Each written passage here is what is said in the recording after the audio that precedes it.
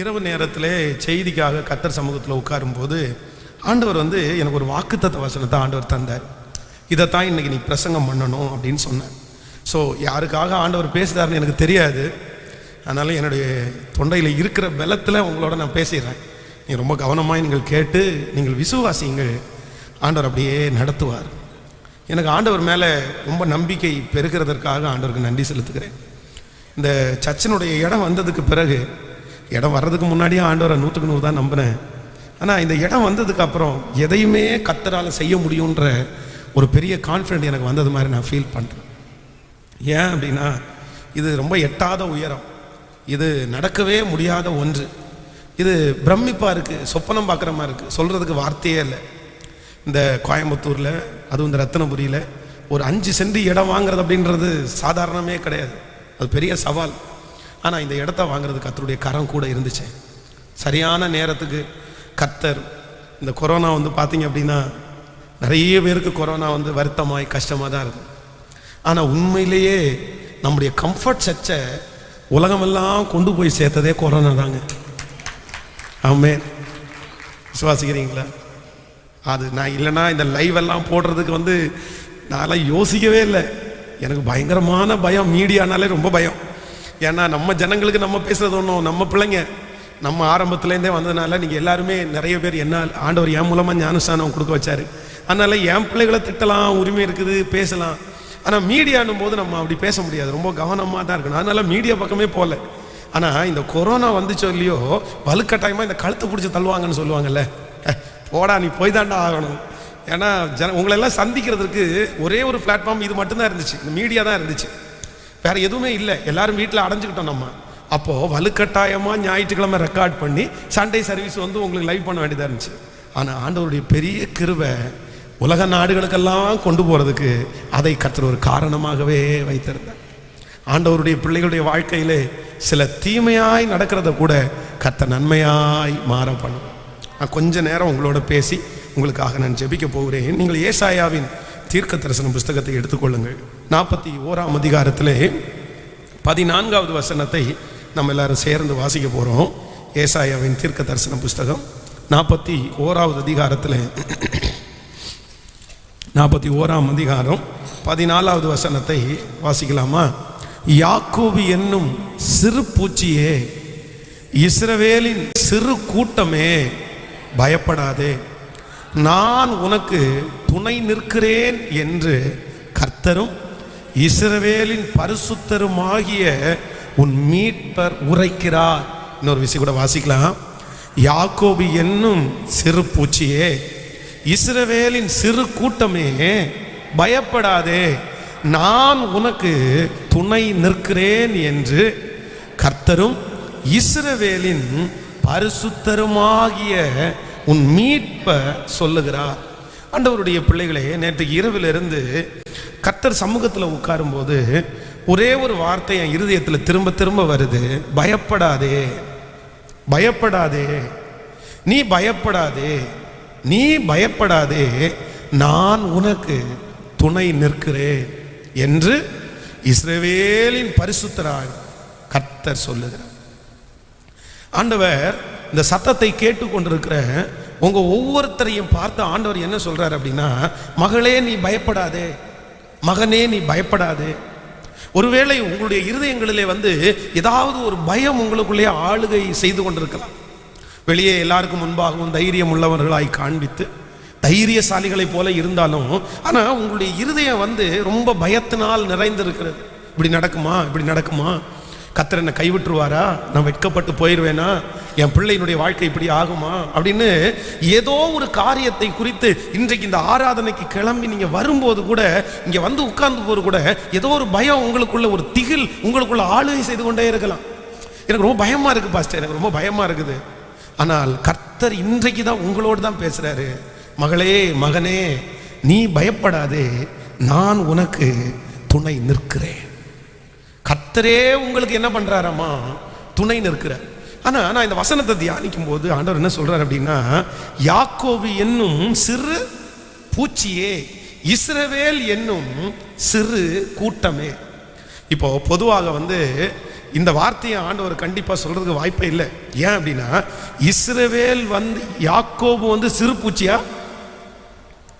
யாக்கோபு வந்து சிறு பூச்சியா பெரிய பூச்சியா சொல்லுங்க? யாக்கோபு வந்து சிறு பூச்சி கிடையாது, அவன் ரொம்ப பெரிய பூச்சி. அவன் சிறு கூட்டமா? அவன் சிறு கூட்டம் கிடையாது. என்ன கூட்டம்? பெரும் கூட்டம். இஸ்ரவேல் ஜனங்கள் வந்து எகிப்திலிருந்து புறப்படும் போது கணக்குப்படி கிட்டத்தட்ட 20 லட்சத்திற்கும் அதிகமான பேர் புறப்படுறாங்க. அவ்வளவு பெரிய ஏராளமான கூட்டம். அந்த கூட்டம் வந்து நடந்து வருகிற வழி, நடக்கிற இடம் வந்து அதுக்கு பிறகு புல்லே முளைக்காதாமா, அவ்வளவு. அதனால நிறைய ராஜாக்கள் வந்து தங்களுடைய தேசத்தின் வழியாக ஏன் வந்து இஸ்ரவேல் ஜனங்கள் கானான் தேசத்துக்குள்ள போகக்கூடாதுன்னு தடை விதிச்சிட்டாங்க அப்படின்னா, 20 லட்சம் பேர் ஒரு இடத்த கிராஸ் பண்ணிட்டாங்கன்னா அவ்வளவுதான், அந்த இடம் எல்லாம் ஒரு மாதிரி ஆயிரும். அதுக்கு பிறகு அந்த பட்டணத்தை அவங்க பண்ணவே முடியாது. அவ்வளவு பெரிய கூட்டம், அவ்வளவு பெரிய கூட்டம், அவ்வளவு பெரிய ஆட்கள். யாக்கோபனுடைய வம்சம் பெரிய வம்சம். ஆனா இந்த இடத்துல ஆண்டவர் சொல்றாரு, யாக்கோபு என்னும் சிறு பூச்சியே, இஸ்ரவேல் என்னும். இப்ப என்ன நடந்துச்சு அப்படின்னு சொன்னா, இந்த ஜனங்கள் ஆண்டவருக்கு கோபம் மூட்டி, ஆண்டவருக்கு விரோதமாய் தவறு செய்து, ஆண்டவரை விட்டு மாயை பின்பற்றி விபச்சார பாவம், விக்கிரக ஆராதனை பாவத்திலே அவர்கள் முழுவதும் மூழ்கி போனதுனால கர்த்தர் வந்து நிறைய ராஜாக்களுடைய கையிலே கர்த்தர் ஒப்பு கொடுக்கிறார். எல்லாம் சின்ன பின்னம் ஆயிட்டாங்க. இப்போ பெரிய ஆட்களாய் இருந்த அந்த யாக்கோபனுடைய வம்சம் இப்ப என்ன ஆச்சு அப்படின்னா, சிறு பூச்சி மாதிரி ஆயிடுச்சு. உங்களுக்கு தெரியும், நம்ம வந்து பூச்சியை பார்த்து பயப்படுறவங்க இருக்கிறாங்க நிறைய பேர், அது ஒரு கேட்டகரி. ஆனால் இந்த பூச்சி வந்து பாருங்கன்னா, எதுவுமே இந்த புழு பூச்சி வந்து எதுவுமே செய்ய முடியாது, அதால் ஒரு டிசைட் பண்ண முடியாது. அது நம்மளை பார்க்கும்போது நிறைய நேரத்தில் சில பூச்சிகள் வந்து பயந்து போய் தான் நம்மளை தாக்குதே தவிர அதுக்கு பலன் இருக்குன்னு தாக்குறது இல்லை. நம்ம வந்து கால் கொண்டு ஒரு பூச்சியை மிதிச்சிட்டோம்னா அவ்வளோதான், அது போயிடும். அப்போது இவ்வளவு பெரிய ஆளாய், இவ்வளவு பெரிய கூட்டமாய் இருந்த இஸ்ரவேல் ஜனங்க இப்போ ஒரு பூச்சி மாதிரி ஆகி ஒரு சின்ன கூட்டம் மாதிரி ஆயிட்டாங்க. என்னால் எதிர்த்து நிற்கிறதுக்கு பலன் இல்லை, நான் எதையுமே பண்ண முடியாது. ஸோ அவர்களை பார்த்து தான் ஆண்டவர் வாக்கு கொடுக்கிறார், பயப்படாதே, நான் உனக்கு துணை நிற்கிறேன். இன்றைக்கு இந்த சத்தத்தை கேட்கிற நீங்கள் ஒரு நாள் இஸ்ரவேல் ஜனங்களைப் போல நீங்கள் பேசுகிற அளவுக்கு இருந்திருக்கலாம், நீங்கள் பலசாலிகளாக இருந்திருக்கலாம், நீங்கள் ஒரு பெரிய ஆளாக இருந்திருக்கலாம். எல்லாரும் உங்களிடத்துல வந்து வாங்கி வாங்கி கொண்டு போகலாம், நீங்கள் தான் ஆணையிடலாம், நீங்கள் தான் அதிகாரத்தில் இருக்கலாம், உங்களை பார்த்து நிறைய பேர் பயப்படலாம். ஆனால் இன்று அட் பிரசன்ட் நீங்கள் ஒரு பூச்சிய மாதிரி ஆயிருக்கலாம், அவ்வளோதான். நான் ஒரு மனுஷன் அல்ல, அதான் தேவ மனுஷன் சொல்கிறேன் இல்லை, ஆண்டவரே இதோ நான் ஒரு புழு, நான் ஒரு மனுஷன் அல்ல. அதே போல பெரிய கூட்டமாக இருந்த நீங்கள் குறுகி குறுகி ஒரு சின்ன கூட்டமாக வந்திருக்கலாம். ஆனால் உங்களை பார்த்து தான் கர்த்தர் வாக்கு கொடுக்கிறாரு, யாக்கோபு என்னும் சிறு பூச்சியே, இஸ்ரவேல் என்னும் சிறு கூட்டமே, நீ பயப்படாதே, நான் உனக்கு துணை நிற்கிறேன். நீங்க பயப்பட வேண்டாம், பயப்பட வேண்டாம். இந்த ஆராதனையில் ஆண்டவரிடத்தில் கேட்கணும், ஆண்டவரே கர்த்தர் எனக்கு பயமுள்ள ஆவியை தராமல் பலமும் அன்பும் தெளிந்த புத்தியும் உள்ள ஆவியை கர்த்தர் தரு. உங்கள்கிட்ட இருக்கிற அந்த பயத்தின் ஆவியை கர்த்தர் வெளியே எடுத்து உங்களுக்கு ஒரு பெரிய தைரியத்தின் ஆவியை கர்த்தர் உங்களுக்கு தருவாராக.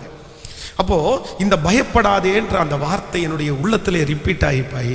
அப்போ நான் என்ன தியானிக்க ஆரம்பிச்சேன்னா, ஆண்டவர் வேதத்திலே பயந்து போய் இருக்கிற பிள்ளைகளுக்கு ஆண்டவரே ஒரு சில தைரியத்தை கர்த்தர் சொல்றார். இன்றைக்கு ஆண்டவர் உங்களுக்கு கொடுக்கிற 3 தைரியத்தை குறித்து இன்னைக்கு உங்களோட பேச போகிறேன். கர்த்தர் வந்து உங்களை 3 விதமாய் தைரியப்படுத்துகிறார். நம்பர் 1, முதலாவதாக வாசிக்கலாம், ஒரு வசனத்தை வாசிக்கலாம். ஆதியாகமம் 15ஆம் அதிகாரத்தை எடுத்துக்கொள்ளலாம். ஆதியாகமம் 15ஆம் அதிகாரத்தில் 1வது வசனத்தை வாசிக்க போகிறோம். ஆதியாகமம் 15ஆம் அதிகாரத்தில் 1வது வசனத்தை வாசிக்கலாமா? இந்த காரியங்கள் நடந்த பின்பு கர்த்தருடைய வார்த்தை ஆபிரகாமுக்கு தரிசனத்திலே உண்டாகி அவர், ஆபிரகாமே நீ பயப்படாதே, நான் உன் கேடகமும் உனக்கு மகா பெரிய பலனுமாய் இருக்கிறேன். அதான் இந்த காரியங்கள் நடந்த பின்பு கர்த்தருடைய வார்த்தை ஆபிரகாமுக்கு தரிசனத்திலே உண்டாகி அவர், ஆபிரகாமே நீ பயப்படாதே, நான் உனக்கு கேடகமும் மகா பெரிய பலனுமாயிருக்கிறது. கவனிங்க, இந்த சம்பவம் எங்க எப்படி நடக்குது அப்படின்னு சொன்னா, ஆபிரகாம் தன்னோடு கூட இருக்கிற அந்த கொஞ்சம் பேரை கூட்டி கொண்டு இப்போ ஒரு 3-4 ராஜாக்களை அவன் ஜெயிச்சிட்டான். அந்த ராஜாக்கள் அவனுடைய பார்வைக்கு பெரிய ஆட்களாக இருந்தார். ஆனால் தன்னுடைய வீட்டிலே இருக்கிற கொஞ்சம் பேரை வைத்து அந்த ராஜாக்களை இப்போ முறியடிச்சிட்டான். முறியடித்த உடனே அந்த ராஜா சொல்கிறாரு, இந்த மாதிரி நீங்கள் எனக்கு ஒரு பெரிய வெற்றியை வாங்கி தந்துருக்குறீங்க, அதனால ஜனங்களை எனக்கு கொடுத்துட்டு பொருட்களை எல்லாம் நீங்கள் வச்சிருங்க. ஆனால் இவன் என்ன சொல்கிறான் அப்படின்னு சொன்னால், எனக்கு எதுவுமே வேண்டாயா, என்னை கர்த்தர் ஆசீர்வதிப்பாருன்னு அங்கே விட்டுட்டு வந்துட்டார். ஆனால் நான் என்ன நம்புகிறேன் அப்படின்னா, இந்த சம்பவத்தில் அந்த 14ஆம் அதிகாரத்தினுடைய முடிவிலையும் 15ஆம் அதிகாரத்தினுடைய துவக்கத்திலையும் ஆபிரகாமுக்குள்ள ஒரு பெரிய பயம் வருது. என்ன பண்ண போகிறேன் அப்படின்ற ஒரு பயம் வருது. அப்படின்னா அப்போ தான் ஆண்டவர் சொல்கிறாரு, நீ பயப்படாதே, நான் உனக்கு கேடகமும் மகா பெரிய. அப்படின்னா கர்த்தர் பயப்படுகிற ஆபிரகாமுக்கு சொல்லுகிற முதல் வார்த்தை, என்ன மீறி உனக்கு ஒன்றும் வராது என்று கர்த்தர் வாக்கு கொடுக்கிறார். இன்றைக்கு இந்த ஜெபத்தில் இருக்கிற உங்களை பார்த்து, என்னை பார்த்து ஆண்டவர் வாக்கு கொடுக்கிறார். உங்கள் பக்கத்தில் 1000 பேர் இருக்கலாம், உங்கள் வலதுபுறத்தில் 10,000 பேர் இருக்கலாம், உங்களுக்கு விரோதமான எதிரி பெருகி இருக்கலாம். ஒருவேளை அவர்களால் ஆபத்து வந்து விடுமோ, அவர்கள் என்னை அழித்து விடுவார்களோ, அவர்கள் எல்லாரும் கூட்டாய் சேர்ந்து என் குடும்பத்தையே நாசம் பண்ணிடுவாங்களோ, உங்களுடைய வேலை ஸ்தலத்தில் எதிராளிகள் பெருகி உங்களை அழித்திருவார்களோ. ஆனால் இன்றைக்கு பயந்து போய் வந்திருக்கிற உங்களுக்கு கர்த்தர் கொடுக்கிற முதல் வார்த்தை, என்னை மீறி உங்கள் வாழ்க்கையிலே ஒன்றும் வராது என்று. கர்த்தரை மீறி உங்களுக்கு வியாதி வராது, கர்த்தரை மீறி உங்களுக்கு ஆபத்து வராது, கர்த்தரை மீறி உங்களுக்கு எதிரி வரமாட்டான். சத்தமாய் நன்றாய் கரங்களை தட்டி ஆண்டவர் சொல்கிறார், உனக்கு நான் கேடகமாய் இருக்கிறேன், உன்னை தொடுகிறவன் என் கண்மணியை தொடுகிறான், என்னை மீறி உனக்கு ஒன்றும் வருவது இல்லை, வருவது இல்லை. இல்லை பாஸ்டர், அவங்க ரொம்ப பெரிய ஆட்கள், அவங்க ரொம்ப மோசமான ஆட்கள், அவங்க எவ்வளோ பெரிய ஆட்களையும் தொற்றுவாங்க, அவங்களால எல்லாரையும் தொட முடியும். ஆனால் ஒன்று நீங்கள் ரொம்ப நல்லா நினைத்து கொள்ளுங்கள், கர்த்தர் வாக்கு கொடுக்கிறார், என்னை மீறி அந்த பிரச்சனை உனக்கு வராது. அந்த சூழ்நிலை வரணும்னா கர்த்தர் உங்களுக்கு முன்னாடி நிற்கிறாரு, நீங்க பின்னாடி நிற்கிறீங்க, அவரை தொட்டுட்டு தான் அதுக்கு பிறகு உங்களை அது தொட முடியும். கடந்த நாட்களிலே 2 நாளைக்கு முன்னாடி ஒரு வயதான தாயார் என்னிடத்துல ஒரு சாட்சி சொன்னாங்க. இரவு நேரத்தில் படுத்து தூங்கிட்டு இருக்கும்போது காலையில் ஒரு 3 மணிக்கு தண்ணி தாகம் எடுத்துருக்கு. அந்த தண்ணிக்காக குடிக்கிறதுக்காக அவங்க ரூமுக்குள்ளே போகிறாங்க. போனால் ஒரு பாம்பு வீட்டுக்குள்ளே அவங்க போட்டிருக்கிற ஒரு துணிக்குள்ளே சுற்றிருச்சு போய், பெரிய பாம்பு. அந்த நேரத்தில் யாரையும் கூப்பிட முடியாது, அந்த வீட்டில் தனியாக 2 அம்மாமாருங்க மட்டும்தான் இருக்கிறாங்க. அப்போ காலையில் அவங்களுக்கு ரொம்ப வருத்தமாகி போச்சாங்க. அப்போ எழுப்பி அந்த ரூமுக்குள்ளே அந்த பாம்பு இருக்குது, அந்த கார்னரில் இவங்க அந்த வாசல், ஒரு வாசல் மட்டும்தான் இருக்குது, அந்த வாசலில் அப்படியே உட்காந்துட்டு அந்த பாம்பை பார்த்து பேசிகிட்டு இருக்காங்களாம். நீ என்ன எதுக்கு என்னத்தை கொல்ல வந்திருக்கிறியா, நீ என்ன பண்ண வந்திருக்கிற, இப்படி நீ என்ன தொடர்றதுக்கு வரலாமா அப்படின்னு பேசிட்டே இருக்காங்க. இந்த பேசிட்டே இருக்கும்போது பார்த்தீங்கன்னா ஒரு 2-3 மணி நேரம் தாண்டி அந்த இடத்துலையே உட்காந்து பைத்தியக்காரி மாதிரி பேசிட்டே இருந்திருக்காங்க. எப்படி இப்படி நீ வரலாம், எப்படி, அப்போ என் ஜீவனை எடுத்துகிட்டு போக வந்தியா? அந்த வழியை அந்த ஓட்டு மேலே ஒரு பூனை வந்திருக்குது, அந்த பூனை அந்த பாம்பை கடிச்சு அதை தின்ற வரைக்கும் உட்காந்துருந்துருக்காங்க. அதுக்கப்புறம் சொல்லிட்டே இருக்காங்களாம், நீ முழுத்தையும் தின்று மொத்தத்தையும் சாப்பிட்ரு. அப்பா அந்த சாட்சியை கேட்கும் போது நான் பார்த்தீங்கன்னா, என்ன பெரிய விசுவாசம், என்ன பெரிய நம்பிக்கை, சாவு பயம். அப்போ நான் என்ன நம்புறேன் அப்படின்னா, ஒரு பிள்ளைக்கு அவசியமான ஒன்று என்ன தெரியுமா, ஆண்டவரை மீறி உங்களுக்கு எதுவும் வராதுன்ற நம்பிக்கை உங்களுக்கு எல்லாருக்குமே இருக்கணும். நீங்க ஆண்டவருடைய பிள்ளை தானே. அப்போ இப்போ வந்திருக்கிறதெல்லாம் எப்படி பாஸ்டர் அப்படின்னா, நான் சொல்றேன், கர்த்தரை மீறி எல்லாம் வராது, கர்த்தரை மீறி எல்லாம் வராது. இந்த தண்ணியில் அந்த 6 பக்கமாக இருக்கிற வீடுகளில் இருக்கிற பிள்ளைகள் குழந்தைகளை ஸ்கூலுக்கு போகிறதுக்கு முன்னாடி அந்த ஆற்றுல போய் குளிக்க வைப்பாங்க. அப்போ பார்த்தீங்கன்னா அவங்க அப்பா அந்த தண்ணியை அப்படியே கையை விரிச்சு அப்படி நின்றுட்டு இருப்பார், பின்னாடி குழந்தை இருக்கும் பாருங்களேன். ஆனால் இந்த குழந்தைக்கு மேலே தண்ணி படாமல் இருக்கு, தண்ணி ரொம்ப ஸ்போர்ட்ஸாக அடிக்காதபடி அந்த அப்பா எல்லாத்தையும் மறைச்சி பிடிச்சிக்குவார். ஆனால் அடிக்கடி வெளியே விட்டுருவார், அடிக்கடி கொஞ்சம் விட்டுருவார். ஏன் அப்படின்னா, நீ சும்மாவே நின்னா உனக்கு ஜலதோஷம் கிடைக்கும். பட் நீ கண்டிப்பாக என்ன பண்ணணும், நீ நனையணும். ஆனால் நீ அடிச்சுட்டு போக. அப்போது சில நேரத்தில் சில பிரச்சனைகள் வந்து ஆண்டவரை மீறி நமக்கு வருதோன்னு நம்ம நினைப்போம். நான் நம்புகிறேன் நீங்கள் நனைய வேண்டிய அவசியம் உண்டு. ஆனால் இழுத்துட்டு போகிற அளவுக்கு கர்த்தர் உங்களை விடவே மாட்டார். அல்லேலூயா. ஆண்டவருடைய பிள்ளையே, நீங்கள் தைரியமாக இருங்க சிஸ்டர், பிரதர், நீங்கள் தைரியமாக இருங்க, தைரியமாக இருங்க தாயாரே, தைரியமாக இருங்க. இந்த பாதை கர்த்தருக்கு தெரியுமான்னு கேட்டால் யோபு சொல்லுகிறான், நீ போகும் வழியை அவர் அறிவார். நீங்கள் போகிற வழியை கர்த்தர் அறிஞ்சிருக்கிறார். நீங்கள் போகிற பாதை கர்த்தருக்கு தெரியும். உங்கள் கணவனாருக்கு தெரியல, உங்கள் பிள்ளைக்கு தெரியல, ஆனால் கர்த்தர் சொல்லுகிறார், நீ போகிற வழி எனக்கு தெரியும். என் அனுமதி இல்லாமல் ஒன்றும் உன்னை தொட முடியாது. என்ன மீறி ஒன்றும் உனக்கு வராது. ஆபிரகாமே, நீ ஏன் பயப்படுற அந்த பெரிய கூட்டத்தை பார்த்து? நீ ஏன் அந்த பிரச்சனை எனக்கு வந்துருமோ நீ எதுக்கு பயப்படுற?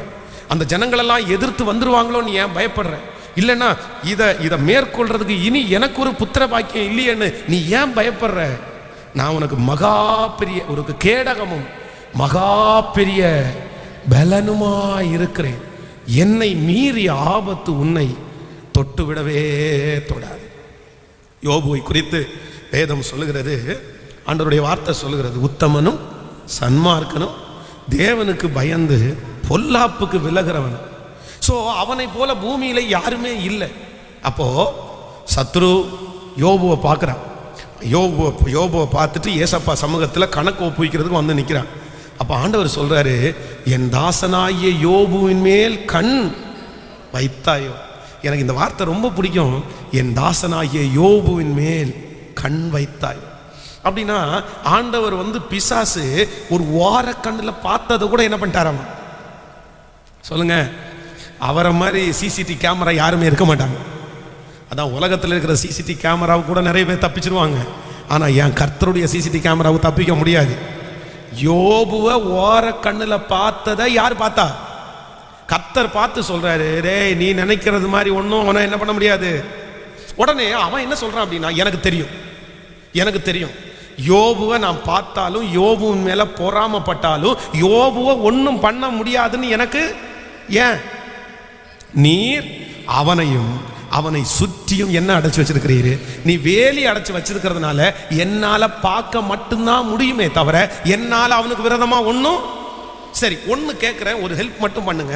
நீங்க அந்த வேலியை மட்டும் எடுத்துருங்க, மிச்சத்தை என்ன பண்ணிடுறேன் நான் பார்த்துடுறேன். அவன் இன்னும் உம்முடைய உத்தமத்தில் உறுதியா இருக்கிறானோ என்று பார்ப்போம் அப்படின்னு சொன்ன உடனே ஆண்டவர் சொன்னார், அதான அவனுக்கு பிரச்சனை. அப்படியா? வேலியை எடுத்த உடனே அவன் என்ன மறந்துச்சுட்டான்னு நினைச்சிரியா? சரி, எடுத்துக்கோ. இப்போ ஆண்டவருடைய அனுமதியோடு பிசாசு யாரை தொடுறான் அப்படின்னு சொன்னா யோபுவை தொடுறான். ஆனாலும் வேதம் சொல்லுது, நீயோ பின்மாறி போறேன்னு எனக்கு தெரியும், நீயோ என்னை மறுதலிப்பேன்னு தெரியும், ஆனாலும் உன் விசுவாசம் ஒளிந்து போகாதபடி நான் உனக்காக வேண்டுதல் செய்கிறேன். யோபுனுடைய மனைவி மறுதலிச்சாலும் யோபுவை மட்டும் கர்த்தர் ஏன் காத்து கொண்டார்னா, நான் நம்புறேன் ஆண்டவர் அவனுக்கு பக்க பலமாயிருந்தார். அல்லேலூயா. என் அன்பு தேவ ஜனமே, ஆண்டவர் இன்றைக்கு உங்களை பார்த்து, மகளே நீ பயப்படாதே, என்னை மீறி ஒன்றும் உனக்கு வராது. என்னை மீறி வராது. இங்க இருக்கிற நிறைய பேரை பிசாசு சோதிக்கலாம். சத்துரு ஒருவேளை ஆண்டவரிடத்தில் அனுமதி கேட்டு பல வருடங்களாய் உங்களை, இந்த 2022 எனக்கு நல்ல வருஷமே இல்லை பாஸ்டர், எனக்கு ரொம்ப சோதனை. ஆனால் நான் நம்புறேன், இல்லை, 2023வது வருடத்தில் ஆண்டவர் யோபுனுடைய முன்னிலைமையை காட்டிலும் அவன் பின்னிலைமையை கர்த்தர் 2 மடங்கு ஆசீர்வதித்த கர்த்தர் இந்த கரங்களை தட்டும் போதே, இந்த சத்தத்தை கேட்கும் போதே, ஹல்லேலூயா, நான் நம்புகிறேன் தேவன் உங்களுக்கு அப்படியே செய்வார். ஒரு 10 டைம் கையை உயர்த்தி சொல்லுங்க, ஆண்டவரே உங்களை மீறி எனக்கு ஒன்றும் வராது. சொல்லுங்க, முழு பலத்தோட சொல்லுங்க, ஆண்டவரே நான் நம்புறேன் ஆண்டவரேன்னு சொல்லுங்க. நான் விசுவாசிக்கிறேன். உங்களை மீறி வியாதி எனக்கு வரல, உங்களை மீறி இந்த போராட்டம் எனக்கு வரல, உங்களை மீறி இந்த சத்துரு எனக்கு வரல. இது உங்க நாலேஜோட தான் வந்திருக்குது. ஆனாலும் நீர் என்னை சோதித்த பிறகு நான் பொன்னாக விளங்குவேன். நீர் என்னை சோதித்த பிறகு நான் பொன்னாக விளங்குவேன். இந்த காலம் முடிந்ததற்கு பிறகு ஹல்லேலூயா நீங்கள் துரத்தப்பட்டதற்கு பின்பு கர்த்தர் இருக்கிறார். நீங்கள் தனிமையாக்கப்பட்டதற்கு பின்பு கர்த்தர் இருக்கிறார். சத்தமாய் ஆமேன் சொல்லுங்க. நீங்கள் அவமதிக்கப்பட்டதற்கு பின்பு கர்த்தர் இருக்கிறார். அந்த அவமானம் முதல்ல வந்து உங்களை அடிச்சுட்டு தான் அதுக்கப்புறம் தான் கர்த்தரை தொட்டுட்டு தான் அதுக்கப்புறம் உங்க பக்கத்தில் வரும். ஆமேன்னு சொல்லுங்க. ஸோ பயப்படாதே, நான் உனக்கு துணை நிற்கிறேன். கைகளை அப்படியே மேலே உயர்த்தி பயப்படாதே. இந்த வார்த்தை உண்மை அப்படின்னு நான் நம்புறேன். கர்த்தர் பேசுனது உண்மைன்னு நான் நம்புறேன். ஹல்லேலூயா. என் மகனே, இன்னும் இன்னும் பயம் உனக்கு, ஏன் நம்பிக்கை இல்லை? என் மகளே, இன்னும் இன்னும் பயம் உனக்கு, ஏன் நம்பிக்கை இல்லை? உன்னோடு அப்பா இருக்க உன் படகு மூழ்கிடுமோ? உன்னோடு இயேசு இருக்க உன் படகு மூழ்கிடுமோ? கரை சேர்த்திடுவா, கலங்காதே. கரை சேர்த்திடுவா, கலங்காதே. என் மகனே, இன்னும் இன்னும் பயம் உனக்கு, ஏன் நம்பிக்கை இல்லை? ஓ ஹல்லேலூயா. என் மகளே, இன்னும் இன்னும் பயம் உனக்கு, ஏன் நம்பிக்கை இல்லை? நற்கிரியை தொடங்கினவர் நிச்சயமா முடித்திடுவார். நற்கிரியை தொடங்கினவர் நிச்சயமா முடித்திடுவார். திகிலூட்டும் காரியங்கள் செய்திடுவார் என் வழியா. திகிலூட்டும் காரியங்கள் செய்திடுவார் என் வழி. இப்ப சொல்லோ, கரை சேர்த்திடுவார், கலங்காதே. கரை சேர்த்திடுவார், கலங்கா. எல்லாரும் பாடி, கரை சேர்த்திடுவார், கரை சேர்த்திடுவார், கலங்காதே. ஹல்லேலூயா. ஸோ நம்பர் 1, முதலாவதாக பயந்து போய் இருக்கிற ஒவ்வொரு பிள்ளைகளுக்கும் ஆண்டவர் கொடுக்குற முதல் வார்த்தை என்ன அப்படின்னா, என்னை மீறி உனக்கு ஒன்றும் வராது. ஹல்லேலூயா. அன்றியும் அவருடைய தீர்மானத்தின்படி அழைக்கப்பட்டவர்களாகி தேவனிடத்தில் அன்பு கூறுகிறவர்களுக்கு சகலமும் எல்லாம் அவர் சித்தப்படி தான் நடந்திருக்குது. அவரே வாய்க்க பண்ணியிருக்கிறார். நம்ம அவருடைய பிள்ளைகள். அதனாலே வந்த சகல நஷ்டங்களையும் அவர் பொறுப்படுத்திக் கொள்ளுவார். ஸோ நம்பர் 2, இரண்டாவதாக கர்த்தர் சமூகத்தில் வந்து, ஆண்டவரே நீர் எங்களுக்கு கொடுக்கிற அந்த வார்த்தை என்ன? பயப்படுகிற பிள்ளைகளுக்கு கர்த்தர் கொடுக்கிற இரண்டாவது வார்த்தை. நீங்கள் ஆதியாகமம் 46ஆம் அதிகாரத்தை எடுத்துக்கொள்ளலாம். ஆதியாகமம் 46ஆம் அதிகாரத்தில் 3வது வசனத்தை வாசிக்க போகிறோம். 46ஆம் அதிகாரம் 3வது வசனத்தை. அப்பொழுது அவர், நான் தேவன்,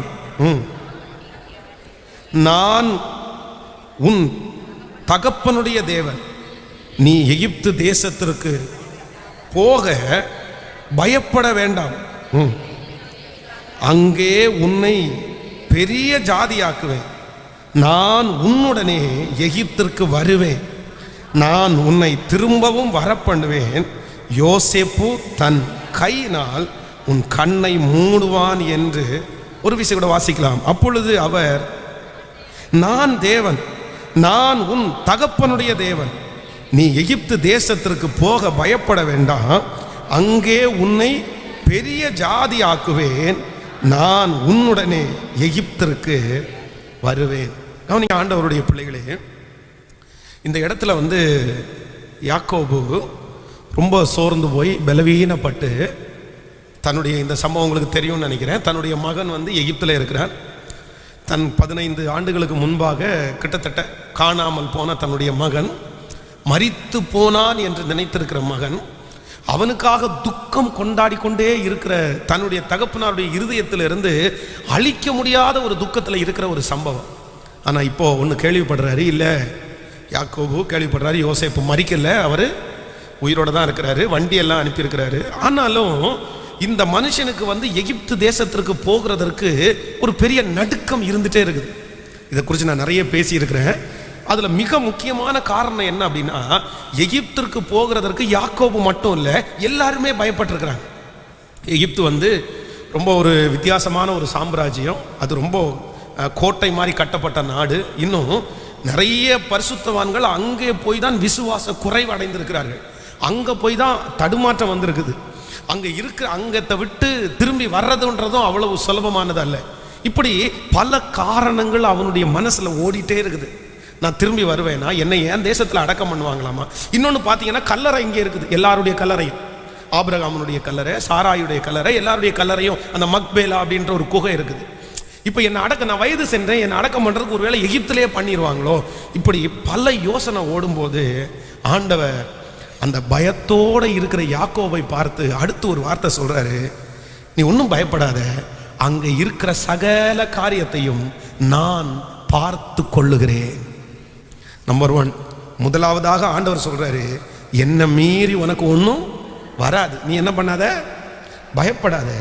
இரண்டாவது ஆண்டவர் இந்த சத்தத்தை கேட்கிற ஒவ்வொரு பிள்ளைகளோடும் பேசுகிறார், மகளே நீ பயப்படாதே, மகனே நீ பயப்படாதே, உனக்கு விரோதமாக இருக்கிறது பெரிய கூட்டமோ சின்ன கூட்டமோ, கர்த்தர் வாக்கு கொடுக்கிறார், அது எல்லாத்தையும் நானே பார்த்து கொள்ளுகிறேன். உங்கள் தேவையை கர்த்தர் பார்த்து கொள்ளுவார். சத்தமாய் ஆமேன் சொல்லுங்க. உங்கள் எதிரியை கர்த்தர் பார்த்து கொள்ளுவார். உங்களுக்கு முன்பாக இருக்கிற சவாலை கர்த்தர் பார்த்து கொள்ளுவார். அந்த மேனேஜரை கர்த்தர் பார்த்து கொள்ளுவார். அந்த ஓனரை கர்த்தர் பார்த்து கொள்ளுவார். சத்தமாய் ஆமேன் சொல்லுங்கள். அந்த தொழிலை கர்த்தர் பார்த்து கொள்ளுவார். ஹல்லேலூயா. கர்த்தர் வாக்கு கொடுக்கிறார், நீ பயப்படாதே, நான் உனக்கு பக்க பலமாய் இருப்பேன், நீ திகையாதே, நீ கலங்காதே, நான் எல்லாவற்றையும் பார்த்து கொள்ளுவேன். எகிப்தில் நீ எப்படி போகணும், எங்கே இருக்கணும், எங்கே வாழணும், உன் பிள்ளையை எப்படி உன் பிள்ளையே உன்னை அடக்கம் பண்ணுற அளவுக்கு நான் கொண்டு வந்து நிறுத்துறேன், நான் பார்த்துக்கிறேன். இந்த ஆராதனை நேரத்தில் அந்த சத்தத்தை கேட்கிற நிறைய பேருடைய முதுகில் வந்து கர்த்தர் தட்டி சொல்கிறது மாதிரி நான் ஃபீல் பண்ணுறேன். நீ ஏண்டா கலங்குற, நான் பார்த்துக்கிறேன்டா. 2 ஆண்டுகளுக்கு முன்பாக நான் அப்படி தான் நினைக்கிறேன். இந்த இடத்திற்கான முதல் விதையை போடும்போது இவ்வளவு மகா பெரிய தொகையை எப்படி ஆண்டவரே இதை செய்ய போகிறோன்னும் போது நான் நம்புகிறேன், நான் ஃபீல் பண்ணேன். ஒரு நாள் கர்த்தரே என்னை வந்து அப்படியே தட்டி கொடுத்து, இது உன் ஊழியமா என் ஊழியமா, இது உன் வேலையா என் வேலையா, என் வேலை தானே, விடு, பார்த்துக்கிறேன், நான் பார்த்துக்கிறேன், கர்த்தர் பார்த்துக்கிறேன் அப்படின்னு சொன்ன அந்த அன்னைக்கு என் இருதயத்திலிருந்த ஒரு வெயிட் அப்படியே இறக்கி வச்சது மாதிரி நான் ஃபீல் பண்ணேன். அவர் பார்த்துக்கிறேன்னு சொன்னவர் அவர் பார்த்து கொண்டார், அவரே செய்து முடிப்பார். இது பெரிய சாட்சி. உங்களுக்கு வெளியே இருக்கிறவங்களுக்கு நம்ம சர்ச்சை பற்றி தெரியுமா தெரியாதா? உங்களுக்கு தெரியும். உங்கள் பாஸ்டர் யாருன்னு உங்களுக்கு தெரியும், நம்ம சர்ச்சு என்னன்னு உங்களுக்கு தெரியும், நம்முடைய சர்ச்சினுடைய குவாலிட்டி உங்களுக்கு தெரியும். அதில் இருக்கிற எல்லாவற்றையும் அறிந்தவர்கள் நீங்கள் இருக்கிறீர்கள். உங்களுக்கு தெரியும் நமக்கு இது எட்டாத உயரணும் தெரியும், இது நடக்கிறதுக்கு சாத்தியம் இல்லைன்னு உங்களுக்கு தெரியும். ஆனால் இது ஏன் நடந்து முடிஞ்சிச்சு அப்படின்னு சொன்னால், எல்லாவற்றையும் யெகோவா ஈரே கர்த்தர் பார்த்து கொண்டார். கரங்களை தட்டும் போதே நான் உங்களுக்கு கர்த்தருடைய வார்த்தையை சொல்லுகிறேன், உன் எதிர்காலத்தை கர்த்தர் பார்த்து கொள்ளுவார், உன் வாழ்க்கையை கர்த்தர் பார்த்து கொள்ளுவார். இன்று முதல் கர்த்தருடைய கரத்திலே உங்கள் வாழ்க்கையை கொடுங்கள், உன் பிள்ளையினுடைய வாழ்க்கையை கர்த்தர் பார்த்து கொள்ளுவார். உங்களுக்கு முன்பாக மலை போல் இருக்கிற அந்த பிரச்சனையை கர்த்தர் இன்னைக்கு வாக்கு கொடுக்கிறார், நான் பார்த்து கொள்ளுகிறேன். அந்த மனுஷனை நான் பார்த்து கொள்ளுகிறேன், அந்த மனுஷியை நான் பார்த்து கொள்ளுவேன், நான் பார்த்துக்குவேன். நீ கலங்காத, நீ பயப்படாத, அதை நான் பார்த்துக்கிறேன். ஆமென் சொல்லுங்க. சரி, நம்முடைய ஆண்டவர் எவ்வளோ நல்லவர் இல்லை. கையை உயர்த்தி சொல்லுங்க, நீங்க பார்த்துக்குவீங்க, நான் நம்புறேன்னு சொல்லு. திருமண தேவையை கர்த்தர் பார்த்துக்குவார், அந்த கடனை கர்த்தர் பார்த்துக்குவார். நீங்க அறிக்கை செய்யுங்க, அறிக்கை செய்ய செய்ய கர்த்தர் அதை நடத்தட்டும். ஹல்லேலூயா. முழு பலத்தோட சொல்லுங்க. இந்த எதிராளியை கர்த்தர் பார்த்துக்கட்டும். ஹல்லேலூயா. கர்த்தர் பார்த்துக்கட்டும். ஆமென். நம்பர் 3, மூன்றாவதாக பயந்து போய் இருக்கிற ஜனங்களுக்கு ஆண்டவர் கொடுக்கிற மூன்றாவது வாக்குத்தத்தம் ஜோஷுவாவின் புஸ்தகம் 8ஆம் அதிகாரத்திலே 1வது வசனத்தை நம்ம வாசிக்க போறோம். ஜோஷுவா 8வது அதிகாரத்தில் 1வது வசனத்தை வாசிக்க போறோம். அப்பொழுது கர்த்தர் ஜோஷுவாவை நோக்கி, நீ பயப்படாமலும் கலங்காமலும் இரு. நீ யுத்த ஜனங்கள் யாவரையும் கூட்டிக் கொண்டு எழுந்து ஆயி பட்டணத்தின் மேல் போ.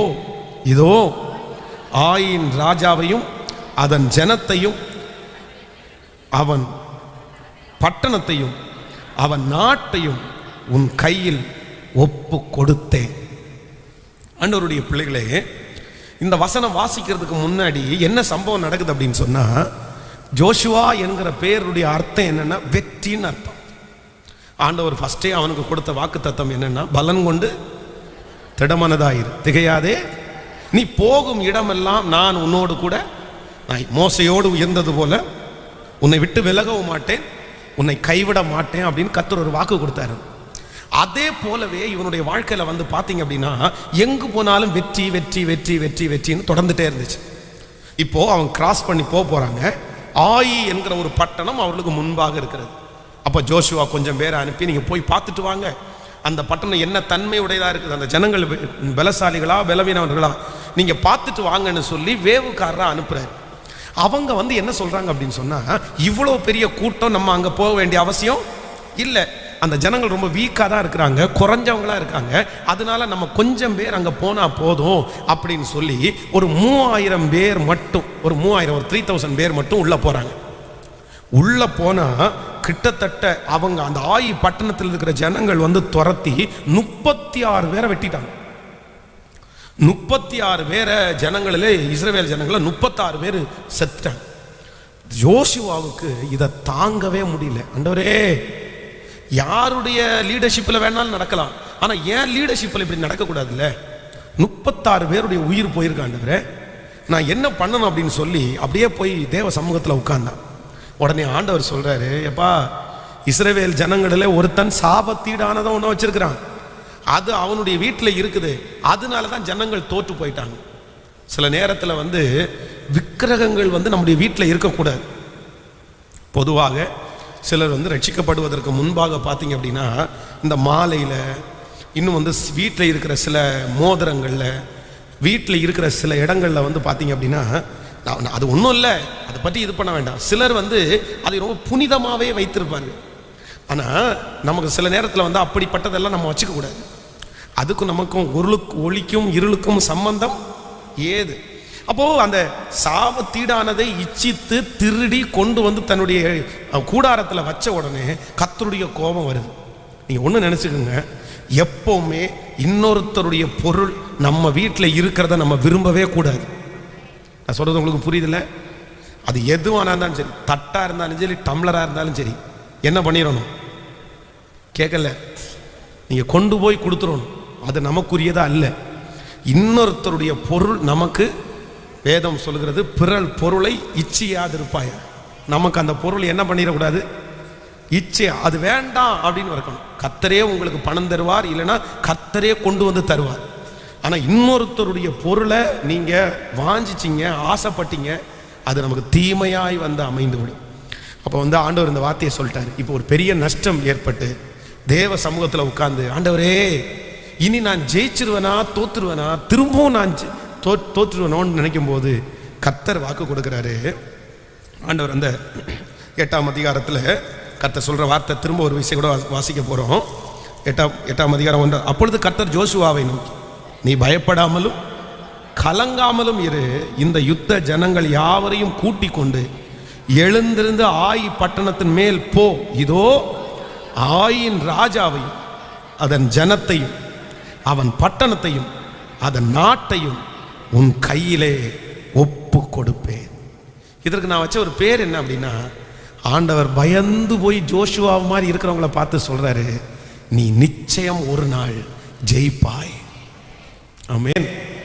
பக்கத்தில் இருக்கிற கையை பிடிச்சு சொல்லுங்க, நீங்க ஜெயிப்பீங்க. ஒரு நாள் கர்த்தர் உங்களை ஜெயிக்க பண்ணுவார். இன்னைக்கு இந்த சத்தத்தை கேட்கிற யாரோ ஒருத்தர், உங்களுக்கு தோல்வி மேல் தோல்வி, நீங்க எடுத்து வைத்த எல்லா காலடிகளும் தோல்வி, எல்லாம் தோற்று ஃபெயில் தான் பாஸ்டர். என் பாட புத்தகத்தில் என்னுடைய கொஸ்டின் ஆன்சர் அப்போ ஃபெயில் அப்படின்னு வாங்கினவன், இன்னைக்கு வரைக்கும் நான் தோற்று தோற்று தோற்று தோற்று போறேன். எல்லா இடத்துலையும் நான் தோற்று போறேன், ஒரு இடத்துல கூட நான் ஜெயிக்கல. ஆனால் ஆண்டவர் வாக்கு கொடுக்குறாரு, நீ பயப்படாதே மகளே, நீ பயப்படாதே மகனே, நீ என்னை நம்பி இருக்கிறபடினால் நிச்சயம் ஒரு நாள் நீ ஜெயிப்பாய். கர்த்தர் கரங்களை தட்டி, ஆம் கர்த்தர் உங்களை ஜெயிக்க பண்ணுவார். நீங்க அந்த வேலையில ஜெயிப்பீங்க, நீங்க அந்த தொழிலில் ஜெயிப்பீர்கள், நீங்க சத்துருக்கு முன்பாக ஜெயிப்பீர்கள். கர்த்தர் உங்களை ஒரு நாள் சத்துருக்களுக்கு முன்பாக கர்த்தர் உங்களை ஜெயிக்க பண்ணுவார். உங்களை சுற்றி இருக்கிற 1000 பேர் உங்களுக்கு விரோதமாய் எழும்பினாலும், 10,000 பேர் உங்களுக்கு விரோதமாய் வந்தாலும், கர்த்தர் வாக்கு கொடுக்கிறார், மகளே நீ ஜெயிப்பாய், மகனே நீ ஜெயிப்பாய். ஹல்லேலூயா. விசுவாசிக்கிறீங்களா எல்லாரும்? ஸோ பயப்படாதே அப்படின்னு சொல்ற ஆண்டவர் 3 வார்த்தையை சொல்றாரு. ஒன்று, என்னை மீறி ஒன்றும் வராது, பயப்படாது. இரண்டாவது, நான் பார்த்து கொள்ளுகிறேன், பயப்படாது. மூன்றாவது, நான் உன்னை ஜெயிக்க பண்ணுவேன், பயப்படாது. ஹல்லேலூயா. நீங்கள் இந்த பல ஆண்டுகளுக்கு முன்பாக இந்த சம்பவத்தை சொல்லி நான் ஜெபிக்கிறேன். பல ஆண்டுகளுக்கு முன்பாக 2 கால் கைகளும் முடமாய் பிறந்த ஒரு மகனை வைத்து ஒரு தகப்பனார் பாதுகாத்தார். இந்த வீடியோ கிளிப்ஸ் கூட இருக்கும்னு நினைக்கிறேன். 2 காலும் கையும் முடம். அப்போ அந்த பையனுக்கு ஒரே ஒரு ஆசை, ஒரு ஓட்ட பந்தயம். அந்த ஓட்ட பந்தயத்தில் ஜெயிச்சு கப்பு வாங்கணும்னு ஆசை. ஆனால் அவனுக்கு 2 காலும் இல்லை. அவனை 2 கால்லையும் நடக்க முடியாது, அந்த 2 கைனால எதையும் செய்ய முடியாது. ஒரு நடைபுணம் போல படுத்து கிடக்கிற பையன். எப்படியாவது ஒரு நாள் நான் எல்லாருக்கும் முன்னாடி நான் ஜெயிக்கணும். அது ஒரு போட்டி. ஃபர்ஸ்ட் ஓட்ட பந்தயம், அதுக்கப்புறம் நீச்சல், அதுக்கப்புறம் வெயிட்டை இழுத்துட்டு போகிறது, அந்த மாதிரி ஒரு 7-8 படி இருக்கிறது. அதையெல்லாம் தாண்டிட்டோம்னா கடைசியில் ஒரு கப்பு நமக்கு கொடுத்துருவாங்க. அப்போ அடிக்கடி அந்த சின்ன பையன் தன்னுடைய நடந்த சம்பவம் அந்த தகப்பனத்தில் சொல்லுவான், உனக்கு என்னப்பா வேணும், உனக்கு என்ன ஆசை? அப்போ அவன் சொல்லுவான், ஆமாம் டாடி, ஒரு நாள் ஆகிலும் நான் அந்த கப்பை வாங்கணும், நான் ஜெயிக்கணும். அவனுக்கு என்னென்னமோ ட்ரீட்மெண்ட் அவங்க அப்பா பார்த்தாரு, அவனுடைய கை கால் சரியாகலை. அவருக்கு 50 வயதாச்சு. 50 வயசு வரைக்கும் அந்த பையன் ரெடியாகவே இல்லை. இவருக்கு திடீர்னு ஹார்ட் வீக் ஆயிடுச்சு, இருதயம் பலவீனம் பட்டுட்டார். இப்போ இன்னும் கொஞ்ச நாளைக்குள்ள தான் மரணம் அடைஞ்சிருவேன். தன்னுடைய பையனுடைய ஆசை நிராசையாய் ஆயிடக்கூடாது, தன்னுடைய பையனை எப்படியாவது ஜெயிக்க வைக்கணுன்றதுக்காக அந்த ஹார்ட் வீக்கான அந்த தகப்பனார் பல கிலோமீட்டர் தூரம் தன்னுடைய பையனை கையில் எடுத்துகிட்டே ஓடினார். தன்னுடைய மகனை ஒரு சின்ன போட்டில் படுக்க வச்சு நீச்சல் அடித்து பல தூரம் கடந்து போனார். தன்னுடைய மகனை சைக்கிளில் வச்சு ஓட்டி பல கிலோமீட்டர். அந்த அவார்டை வாங்குறதற்கு எத்தனை டெஸ்ட்டை பண்ணணுமோ எல்லாத்தையும் பண்ணிட்டார். பண்ணி கடைசியில் அந்த கப்பை கொண்டு போய், கப்பை அவருக்கு கிடச்சிருச்சு. அந்த ஊரே கைத்தட்டி அவங்க அப்பாவை வரவேற்றாங்க. இப்போ அவங்க கையில் கொண்டு போய் அந்த கப்பை கொடுத்தாங்க. அப்போ அந்த பேட்டி எடுக்கிற மனுஷன் அந்த பையனை பார்த்து, இப்போ உனக்கு சந்தோஷமா, இப்போ உனக்கு சந்தோஷமா, நீ வாழ்க்கையில் ஒன்னே ஒன்று ஆசைப்பட்ட, ஒரு நாளாவது ஜெயித்து அந்த கப்பை எங்கள் அப்பா என் கையில் கொடுக்கணும்னு ஆசைப்பட்டேன். இப்போ உன் கையில் கப்பு இருக்குது, இப்போ உன் மனநிலைமை என்ன, நீ ரொம்ப சந்தோஷப்படுறியா அப்படின்னு கேட்கும்போது அந்த 2 காலும் கையும் இல்லாமல் படுத்த படுக்கையாக இருக்கிற பையன் சொன்னானாம்மா, எனக்கு இனி ஒரே ஒரு ஆசை கூட இருக்குது சார். உடனே என்ன திரும்பி அதுக்கு மேலே ஒரு ஆசை வந்துருச்சா? இல்லை, நான் முடியாமல் கடந்த என்ன இவ்வளோ தூரம் என் அப்பா சுமந்து என்னை ஜெயிக்க பண்ணாரு, எங்கள் அப்பாவை ஒரு நாளாவது என் கையில் தூக்கி நான் சுமக்கணுன்ற ஒரு ஆசை மட்டும் இருக்கு. இந்த ஜெபத்தில் இருக்கிற ஆண்டவருடைய பிள்ளைகளே, நம்மளை நிறைய பேரை யார் கை தூக்கி விட்டதுன்னா மனுஷன் இல்லைங்க. இன்னைக்கு இந்த ஜெபத்தில் ஒரு சிலர் ஜெயிச்சு நிற்கிறீங்க. ஏதோ பெரிய ஜெயமோ இல்லையோ, ஆனால் ஒரு ஜெயம், உங்களுக்கு ஒரு ஜெயம் கிடைச்சிருச்சு. உங்களுக்கு மாதம் வாடகை கட்டுற அளவு கத்தர் வச்சுட்டார். உங்கள் பிஸ்னஸை கொஞ்சம் கத்தர் கை தூக்கி விட்டார். உங்கள் பிள்ளைகளை படிக்க வச்சுட்டாரு. நான் நம்புறேன், நம்ம நிறைய பேர் குப்பையில் கடந்தவங்க, நம்ம நிறைய பேர் முடியாமல் கடந்தவங்க, கர்த்தர் நம்ம நிறைய பேரை ஜெயிக்க பண்ணி இருக்கிறார். கர்த்தர் தான் இந்த ஜெயத்திற்கு நீங்க அதிகாரி கிடையாது. இந்த ஜெயம் உங்களுடையது கிடையாது. இந்த வெற்றி உங்களுடையது கிடையாது. நீங்க வீடு கட்டுனது உங்களுடைய வெற்றி அல்ல. நீங்க கவர்மெண்ட்ல வேலை வாங்கினது உங்களுடைய வெற்றி அல்ல. உங்களை ஜெயிக்கப்பது யார் அப்படின்னா, ஸோ அந்த 2 கையும் காலும் இல்லாத ஒரு பையன் உனக்கு உன் ஆசை என்னப்பான்னு கேட்கும்போது, எனக்கு கப்பு வாங்கி கொடுத்து என்ன ஜெயிக்க பண்ண அப்பாவை நான் ஒரு நாளாவது தூக்கி உங்க எல்லாருக்கும் முன்னாடியும் சுமக்கணும் அப்படின்னு சொல்லுவானே. ஆனால் இயேசுவை சுமக்கிறதுக்கு எத்தனை பேர் ஆயத்தமா இருக்கிறீங்க? இயேசுவை பற்றி சொல்றதுக்கு எத்தனை பேர் ஆயத்தமா இருக்கிறீங்க? வேற ஒன்றும் பெருசா சொல்ல வேண்டாம். உங்களுக்கு செஞ்ச நன்மையாவது சொல்லலாம் இல்ல, உங்களை கர்த்தர் நடத்தி வந்த விதத்தை சொல்லலாம் இல்ல, கர்த்தர் உங்களை விடுதலை ஆக்குனதை சொல்லலாம் இல்ல. இங்க இருக்கிற எத்தனை பேர் குடியிலிருந்து விடுதலை ஆக்கப்பட்டிருக்கிறீங்க? பிரதர், குடி பழக்கத்திலிருந்து விடுதலை ஆகிறதுன்றது சுலபம்னு நினைக்கிறீங்களா? எத்தனையோ பேர் சிகரெட் பழக்கத்திலிருந்து விடுதலை ஆக்கியிருக்கீங்க. சிகரெட் பழக்கத்திலிருந்து வெளியே வர்றதுன்றது சுலபம்னு நினைக்கிறீங்களா? ஒரு விஷயத்திற்கு அடிமையான ஒரு மனுஷனை அதிலிருந்து வெளியே கொண்டு வருவது அவ்வளவு சுலபம் அல்ல. இந்த அடிக்ஷன்ல இருந்து வெளியே வர்றவங்களுக்குன்னு ஒரு யூனிட் இருக்குது. ஒரு 50 பேர் 60 பேர் அங்கே தங்க வைப்பாங்க. நீங்க கண்டிப்பா எல்லாரும் ஒரு நாளாவது அந்த அடிக்ஷன் இடத்துல இருந்து வெளியே கொண்டு வர்றவங்கள நீங்க விசிட் பண்ணணும். விசிட் பண்ணாதான் தெரியும். அந்த அடிக்ஷன்ல இருந்து அவங்க வெளியே வர்றதற்கு சாப்பாடை குறைக்கிறாங்க, நிறைய இடத்துல அடிக்கிறாங்கன்னு கேள்விப்பட்டேன். அடிச்சு அந்த ரூமுக்குள்ள போய் 20 நாள் இருந்துட்டு வெளியே வரும்போது அப்படியே உருக்குலைஞ்சு போய், நிறைய பிள்ளைங்க 2வது டைம் செகண்ட் டைம் உன்னை கொண்டு போய் விடுவேன்னா அந்த வாசல்ல 32-40 வயசான ஆம்பளை ஆட்கள் ஓன்னு சத்தம் போட்டு அழுது, எல்கேஜி பிள்ளைங்க ஸ்கூலுக்கு போறதுக்கு அழுறது மாதிரி 35 வயசான ஆம்பளைங்க அந்த அடிக்ஷன் அந்த டிபார்ட்மெண்ட்டுக்கு முன்னாடி வாசல்ல போய் நின்று அழுவாங்க, மனைவிட்ட கெஞ்சுவாங்க, ஏம்மா எப்படியாவது என்ன இந்த இடத்துல இருந்து கொண்டு போயிருமா, எனக்கு வேண்டாமா இந்த இடம். அவங்க அம்மாட்ட போய்மா எப்படியாவது இந்த இடத்துல இருந்து என்ன கொண்டு போயிருமா, இந்த இடம் எனக்கு வேண்டாமா, இந்த இடம் எனக்கு நரகமா இருக்குமா. அந்த அடிக்ஷன்ல இருந்து வெளியே வர்றது என்கிறது சுலபமானது அல்ல. இன்னைக்கு வாலிப தம்பிகளுக்கு தங்கச்சிகளுக்கு, நீ அடிக்ட் ஆகாத, நீ ஒரு காரியத்தை பழகாத, நீ ஒரு அசுத்தத்துல ஈடுபடாத, நீ முளையிலே இருக்கும் போதே கிள்ளிரு, அதுல போய் விழுந்துட்டேன்னா நீ திரும்ப எழும்பி வர முடியாதுன்னு ஏன் நாங்க அழுறோம், ஏன் கத்துறோம் அப்படின்னு சொன்னா, அடிக்ஷன்ல இருந்து வெளியே ஒரு காரியத்திற்கு அடிமையானால் அதுல இருந்து வெளியே வழுவது ரொம்ப கடினம்.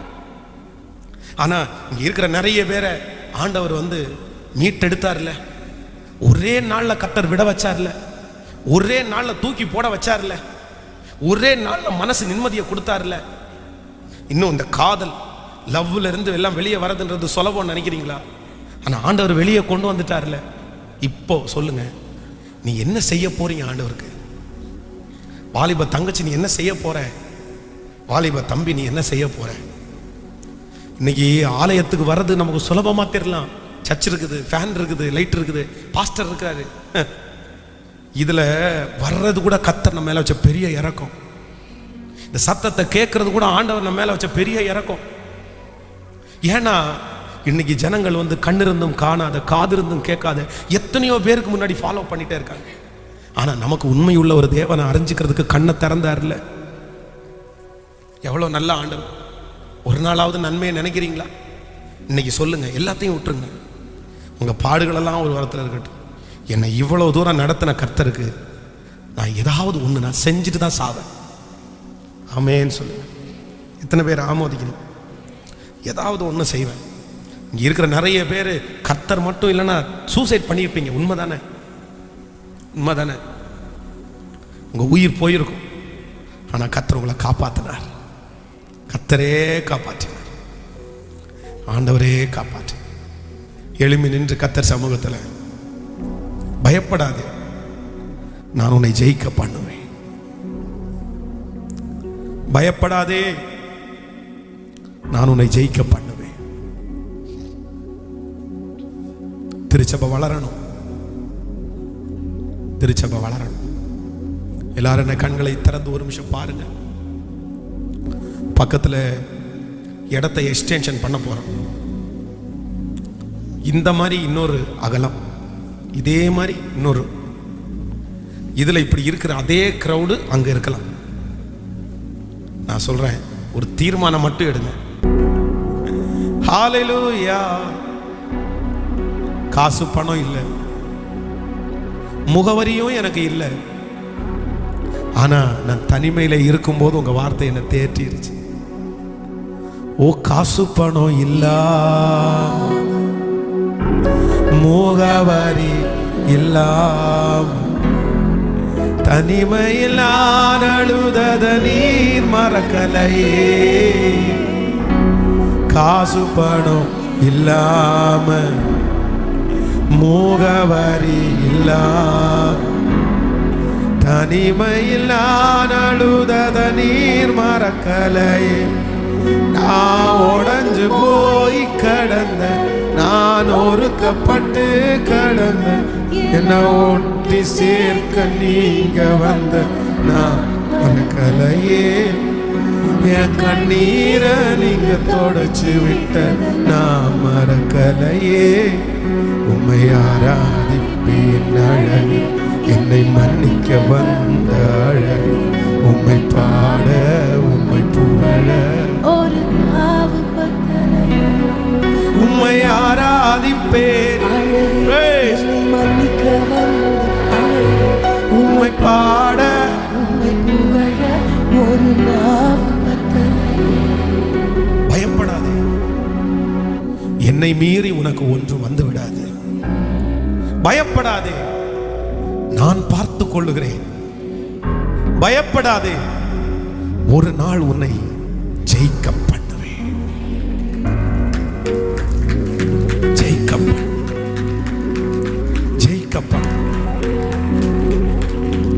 என்னுடைய பிள்ளைகள் எல்லாரையும் உங்க கரங்களில் ஒப்பு கொடுக்கிறேன். அவங்க வச்சிருக்கிற காணிக்கைகள், தசம பாகங்களை ஆசீர்வதிக்கிறேன்.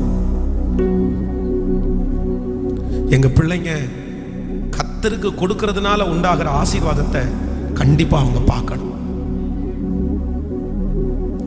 நீங்க சோதிச்சு பாருன்னு சொன்ன ஒரே காரியம் இதுல மட்டும்தான். எங்க பிள்ளைங்க அதுல உண்மையா இருக்கணும். அவங்க தசம பாகத்துல அவங்க உண்மையா இருக்கணும். 10ல் 1 பங்கு அது உமக்கு செலுத்தணும் ஆண்டவரே. அவங்க அதுல அவங்க வஞ்சிச்சு வச்சிடக்கூடாது. அதுல உங்களை அவங்க ஏமாற்றிடவும் கூடாது. எங்க பிள்ளைகளுடைய கைகளை வர்த்திக்க பண்ணும். கைகளில் இருக்கிற ஓட்டைகள் எல்லாம் மாறட்டும். கடன் பாரம் மாறட்டும். உங்க கிருபையின் கரத்தினாலே முழுவதுமாய் தாழ்த்துகிறோம். இயேசுவின் மூலம் ஜெபம் எடுக்கிறோம் நல்ல பிதாவே.